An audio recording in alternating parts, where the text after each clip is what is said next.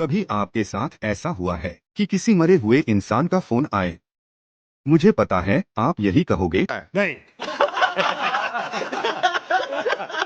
लेकिन आज जो कहानी मैं आपको सुनाने जा रहा हूँ उसमें ऐसा ही हुआ था। और यकीन मानिए ये कहानी सिर्फ सस्पेंस नहीं है। ये डर, हैरानी और सच्चाई का ऐसा कॉम्बिनेशन है जिसे आप भूल नहीं पाएंगे। नाम है उसका अर्जुन मेहता। एक सच्चाई के पीछे भागता हुआ पत्रकार। दिन रात सिर्फ एक चीज सोचता था, सच्चाई चाहे जैसी भी हो। रात के करीब 2 बजे थे। अर्जुन अपने ऑफिस में बैठा हुआ था और अपनी पुरानी फाइलों के ढेर में खोया हुआ था।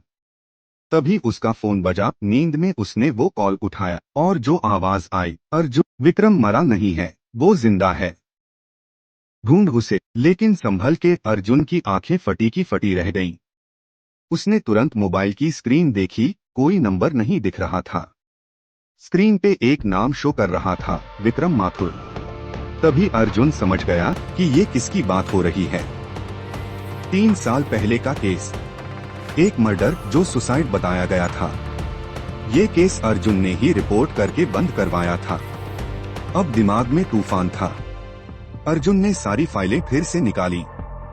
विक्रम माथुर करोड़ों की प्रॉपर्टी का मालिक, लेकिन बहुत दुश्मन भी थे उसके। फार्म हाउस में उसकी लाश मिली थी, गोली सीधी माथे पर। लेकिन अब सवाल ये था, अगर वो मर चुका था तो कॉल किसने किया? और क्यों अर्जुन उसी रात विक्रम के पुराने फार्म हाउस पहुंचता है? वहां एक बूढ़ा चौकीदार मिला जिसने कहा, साहब, कई बार रात को लगता है कोई अंदर घूम रहा है। लाइट जलती है फिर बंद हो जाती है। अर्जुन ने फैसला लिया, आज यही रहूंगा।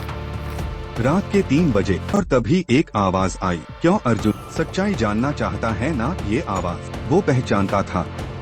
पीछे मुड़कर देखा, कोई नहीं। घड़ी की आवाज वही थी, वही जो उस कॉल में बैकग्राउंड में बज रही थी। यानी कॉल यहीं से आया था। अब अर्जुन को समझ आ रहा था, कोई बड़ा खेल चल रहा है। उसने एसीपी चौहान को फोन किया, जो केस का इंचार्ज था। लेकिन एसीपी ने कहा, अर्जुन, ये सब तेरी कल्पना है।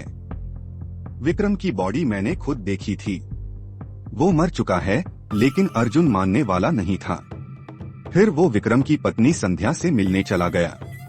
संध्या ने जो कहा उसने अर्जुन की दुनिया हिला दी। विक्रम मरा नहीं है, वो जिंदा है, बस दुनिया के लिए मरा हुआ दिखाया गया है।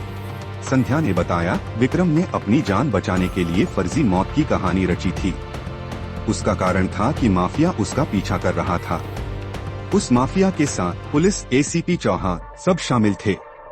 और अब जो भी सच के पास जाएगा वो मारा जाएगा। अर्जुन को कॉल डराने के लिए किया गया था, लेकिन अर्जुन डरने वाला नहीं था। वो लगा रहा और एक दिन उसने देखा एसीपी चौहान एक गुप्त लोकेशन पर जा रहा है। अर्जुन उसका पीछा करता है और जो देखा उसकी सांसें थम गईं। एक सीक्रेट अंडरग्राउंड लोकेशन, अंदर सीसीटीवी कैमरे, बंदूकें और एक आदमी कुर्सी पर बैठा, चश्मा पहने, मुस्कुराता हुआ। वो और कोई नहीं, विक्रम माथुर था। विक्रम माथुर जिंदा था और वो कहता है, अर्जुन, तुम सच के पीछे भागते हो ना? लो देखो सच कितना बदसूरत होता है। तभी अर्जुन की पत्नी रिया पुलिस के साथ अंदर आती है। सब लाइव रिकॉर्ड हो चुका था। विक्रम और एसीपी दोनों पकड़े जाते हैं। केस खुल जाता है। अर्जुन जीतता है। लेकिन कहानी यही खत्म नहीं होती। कुछ दिन बाद अर्जुन घर पर बैठा कॉफी पी रहा था। तभी फिर से फोन बजा। वही अननोन नंबर। उसने उठाया और उधर से वही आवाज, अर्जुन, खेल तो अब शुरू हुआ है। अर्जुन की आंखें फटी की फटी रह जाती हैं और कहानी वहीं खत्म हो जाती है, या शायद अब शुरू हुई है। पार्ट 2 देखने के लिए चैनल को अभी सब्सक्राइब करो और वीडियो को लाइक करना मत भूलिएगा।